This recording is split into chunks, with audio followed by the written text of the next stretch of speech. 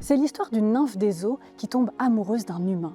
Pour le rejoindre, elle demande l'aide d'une sorcière qui lui annonce le prix à payer. Elle doit renoncer à sa voix.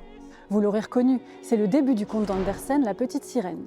Mais c'est aussi celui de l'opéra de Dvorak, Roussalka, créé en 1901.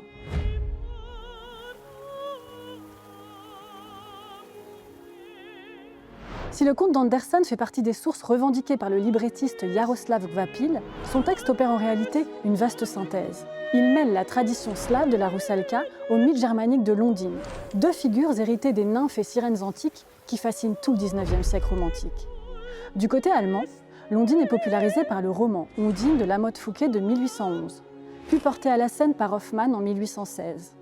Elle est un esprit de l'eau qui aspire à devenir humaine et qui pour cela doit aimer et être aimée. Figure de pureté presque angélique, elle se heurte pourtant à l'infidélité de l'homme, trahison qui peut la pousser à le tuer. Du côté slave, la Roussalka n'est pas à l'origine uniquement une créature aquatique. Son nom, dérivé du latin Rosalia, renvoie aux fêtes des roses liées au culte des morts dans le monde gréco-latin.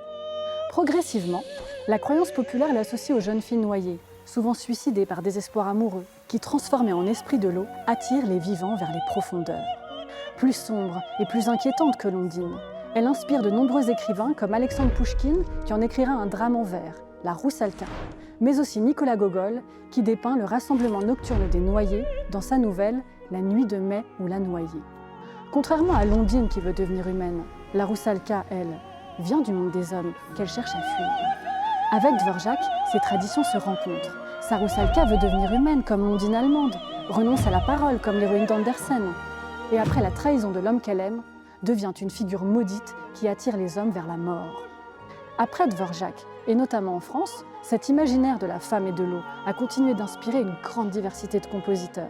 On vous conseille l'écoute de la pièce introductive Gaspard de la nuit de Ravel ou du prélude pour piano Ondine de Debussy.